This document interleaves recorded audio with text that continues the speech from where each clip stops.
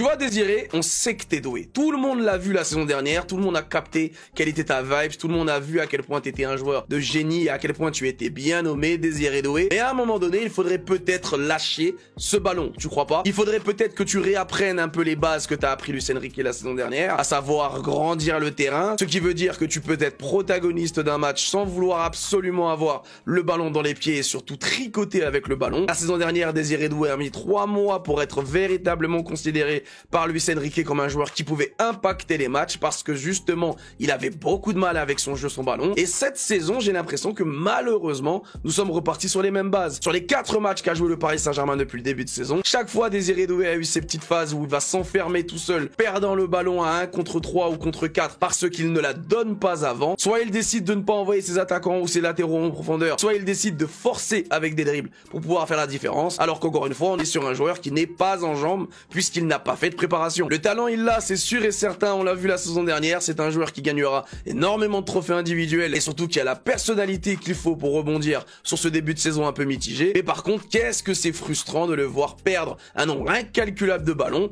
tout simplement parce qu'il est trop borné. Tu vois Randall, si t'avais pris la bonne décision il y a 1 mois et demi, en rejoignant Tottenham pour 65 millions d'euros, tu ne serais aujourd'hui pas dans la situation dans laquelle tu te trouves. Randall Kolo Muani va donc rejoindre Tottenham en prêt sans option d'achat, ce qui veut donc dire qu'il va quasiment passer une année pour rien en Angleterre, puisqu'à moins qu'il marque 50 buts avec Tottenham, ça m'étonnerait que Tottenham décide de faire une proposition au Paris Saint-Germain en fin de saison. Et tout ça, il le doit uniquement à son acharnement d'avoir refusé tous les clubs qui étaient venus à sa rencontre pour essayer de le recruter, car l'attaquant de l'équipe de France ne souhaitait que la Juventus. La Juventus qui depuis le départ fait les rats avec le Paris Saint-Germain sur les bonus associés au transfert de Randall Kolo Muani, pour finalement nous proposer un prêt avec une option d'achat obligatoire sur la saison 2026-2027, proposition qui avait été acceptée par le Paris Saint-Germain, mais encore une fois, la Juventus faisait encore les rats avec les bonus. Le but de la Juventus était évidemment de gagner du temps pour voir s'ils ne pouvaient pas se mettre d'accord avec un autre club pour recruter un autre attaquant, et c'est le cas puisque la Juventus s'est mis d'accord avec Leipzig pour pouvoir faire le prêt de Loris Openda, un prêt payant avec une option d'achat à 40 millions d'euros, bien loin des 55 millions d'euros qu'ils auraient dû donner au Paris Saint-Germain pour Randall Kolo Muani. Et du coup, eh bien l'attaquant de l'équipe de France se retrouve donc dans l'obligation de choisir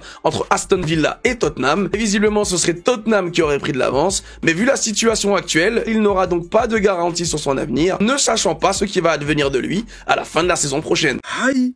C'est ce que énormément redouté, c'est le retour des palabres au Paris Saint-Germain, avec l'arrivée d'Ilya Zabarny au PSG, parce que comme on le sait, il est ukrainien, et dans l'effectif du Paris Saint-Germain, il y a un Russe. Et on connaît le contexte géopolitique qui concerne ces deux pays, en l'occurrence l'Ukraine et la Russie. Alors à mon humble avis, je pense que la meilleure des solutions serait de vendre Safonov, tout simplement parce que le Paris Saint-Germain compte déjà de très bons gardiens dans ses rangs. Ils en ont recruté un récemment en Italien, il me semble, si je dis pas de bêtises, qui est très jeune et très prometteur. T'as Lucas Chevalier en tant que numéro 1.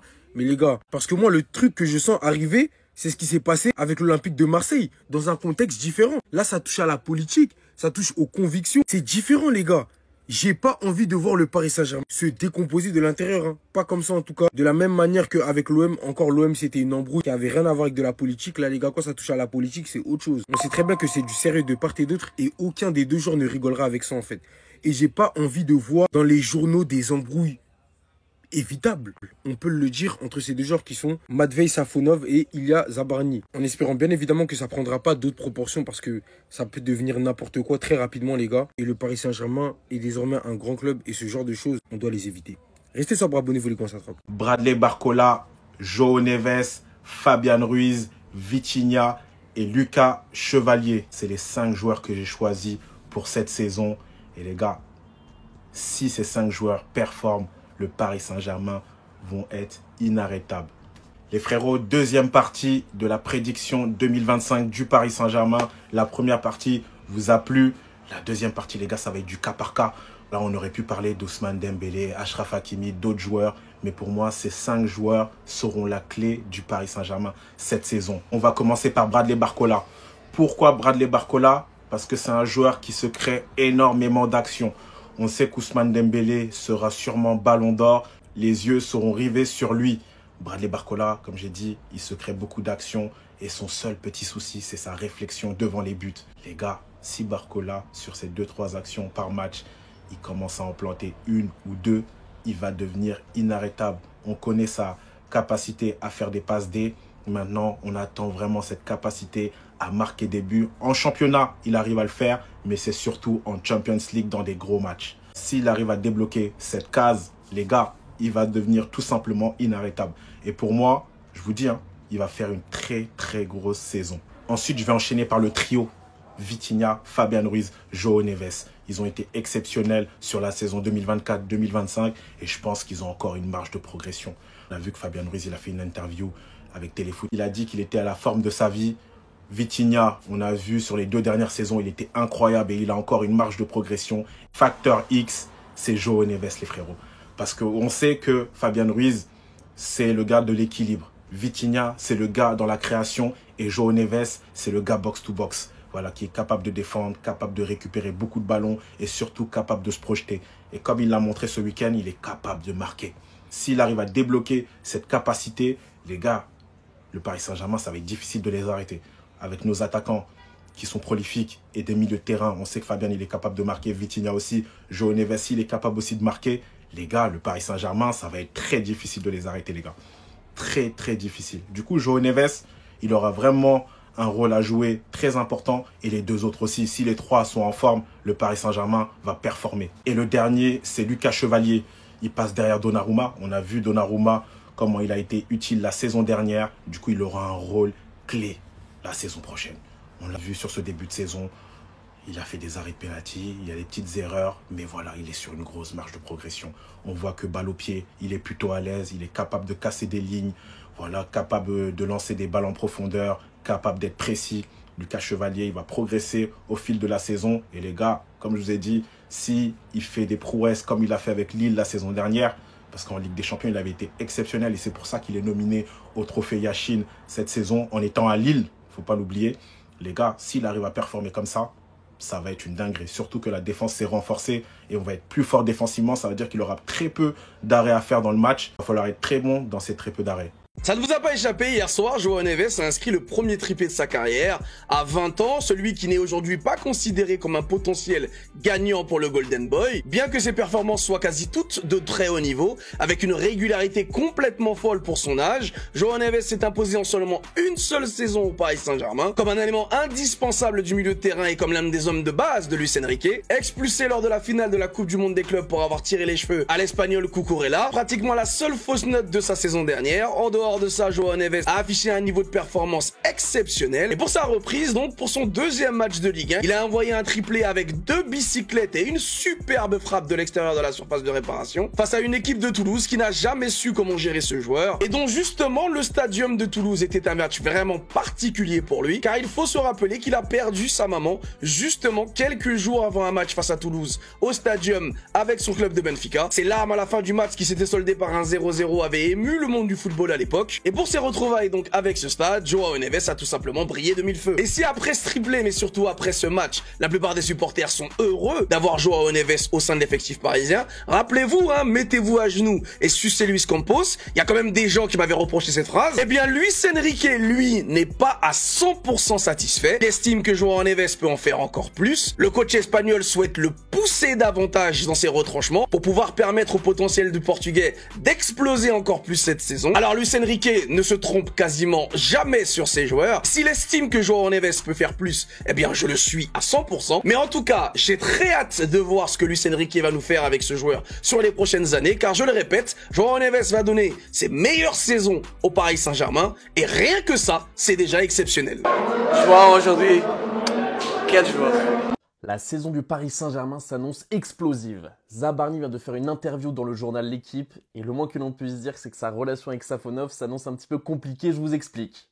Je vous apprends rien les gars, Zabarni, nouveau défenseur du Paris Saint-Germain, est ukrainien et Safonov, le 2e voire 3e gardien du PSG en attendant une vente de Donnarumma, est donc russe. Et je vous apprends pas qu'il y a une guerre en Ukraine, une invasion de la part de la Russie, donc forcément ça posait des questions avant l'arrivée de Zabarni. Bon, l'équipe a été plutôt cool sur le titre, ils n'ont pas fait un titre assez putaclic. Je remplirai mes obligations envers le club. L'Ukrainien Zabarni s'exprime pour la première fois sur sa cohabitation avec le Russe Safonov au PSG, je sais plus lire ou quoi. Mais ce qui nous intéresse, c'est ici les gars. Quant à mon coéquipier, je dois interagir avec lui à un niveau professionnel à l'entraînement et je remplirai mes obligations vers le club, à tout de même poursuivre les défenseurs. Pendant que la guerre continue, je soutiens pleinement l'isolement complet du football russe dans le monde, ok. Et ici, dans mon pays, une guerre à grande échelle fait rage depuis 4 ans. Les Russes sont des agresseurs qui tentent en vain de détruire la liberté et l'indépendance de l'Ukraine. La guerre continue et je n'entretiens aucune relation avec les Russes. Aucune relation avec les Russes, les gars. Moi, personnellement, c'est pas des propos qui me choquent, parce que faut bien se rendre compte qu'il a des amis, de la famille qui tous les jours souffrent donc au pays. Il a même hésité à arrêter sa carrière de football professionnel pour retourner au front et aider son pays. Et franchement, ça aurait été magnifique de sa part et on peut que le féliciter d'avoir hésité en tout cas. Mais là où je veux en venir, c'est que la saison dernière, c'était trop beau. Depuis le départ de Mbappé, il n'y avait pas d'histoire, on a gagné la LDC, tout allait bien. Cette saison, je sens que ça va être une saison explosive, les gars. Il va y avoir que des problèmes. Je le sens, j'ai le pif pour ça. On a eu une année de répit, une année historique. Et là, on va retomber dans nos travers. Dites-moi ce que vous en pensez dans les commentaires. Et juste avant de vous quitter, faut pas oublier que normalement, la relation Zabarny et Safonov est plutôt bonne parce qu'ils auraient voyagé à côté dans l'avion. Donc plutôt des bons retours, on va dire, en inside, un petit peu de la part de Paris No Limit. Voilà, on croise les doigts que tout se passe bien quand même. Officiel, Donnarumma signe à Manchester City. Les gars, ça fait bizarre de le voir avec un autre maillot. Il faisait partie de la famille parisienne, ça faisait 4 ans qu'il était là. Malgré les erreurs, on a vu qu'au parc, il s'est jamais fait siffler. Oui, les gens en avaient marre de ses poulettes, mais il a toujours été aimé au club. Moi, j'ai toujours dit, je retiens les 6 derniers mois. Il y a encore des supporters parisiens qui crachent sur Donnarumma alors qu'il nous a fait gagner la Ligue des Champions. Et là, il part à 1 an de son contrat alors qu'on la tège comme une merde. Quand on a connu les anciens joueurs qui grattaient jusqu'au dernier centime au Paris Saint-Germain, Donnarumma, il est parti avec classe. En tout cas, rebondir à Manchester City après avoir gagné la Ligue des Champions avec le Paris Saint-Germain, c'est tout ce qu'on pouvait lui souhaiter. Ça a mis du temps à se décanter parce que Ederson devait signer au Fenerbahçe. En tout cas, nous rapporter 30 millions, c'est très très bien et on lui souhaite bonne chance. En tout cas, on a totalement confiance au choix de Luis Enrique et à notre nouveau gardien Chevalier. Moi, je ne fais pas partie des gens qui l'attendent au tournant par rapport à Donnarumma. On sait qu'il va être un grand gardien. Il va progresser au Paris Saint-Germain. Et on est heureux de l'avoir au Paris Saint-Germain. Bild, le média allemand, annonce un possible échange entre le Bayern de Munich et le Paris Saint-Germain pour Michael Olise Barcola. Un échange Barcola-Michael Olise serait dans les tuyaux pour ces dernières heures du mercato. Paris rêve de Michael Olise, le Bayern de Munich rêve de Bradley Barcola. Un échange pourrait avoir lieu d'ici minuit. Bradley Barcola qui sort d'une saison quand même fantastique malgré qu'il ait perdu sa place de titulaire au profit de Kvaratskhelia. Luis Enrique l'adore, mais Michael Olise, aux yeux de Luis Enrique, est plus fort peut-être que Barcola. Mais après, attention, tout le monde flambe en Allemagne. Olise est très efficace en Allemagne. Est-ce qu'il le sera en Ligue 1 ? Bradley Barcola, c'est sûr et certain qu'il va planter à tout va, comme Hugo Ekitike, comme Randal Kolo Muani en Allemagne.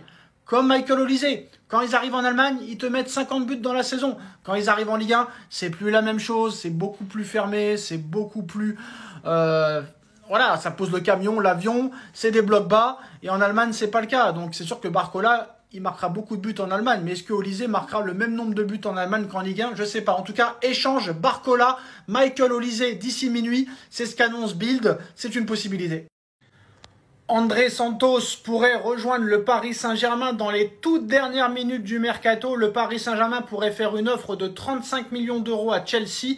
Chelsea qui n'est pas réellement vendeur mais qui ne compte pas du tout sur André Santos mais qui pourrait l'utiliser dans les fins de match, n'est pas contre une vente. Chelsea demande 50 millions d'euros mais le PSG pourrait trouver un accord d'ici minuit à 35 millions d'euros. Le Paris Saint-Germain aussi pourrait faire une offre de prêt avec une option d'achat non obligatoire. Donc c'est un joueur très apprécié par Luis Enrique qui a fait une très grosse saison la saison dernière au Racing Club de Strasbourg. Il était prêté par Chelsea au Racing Club de Strasbourg.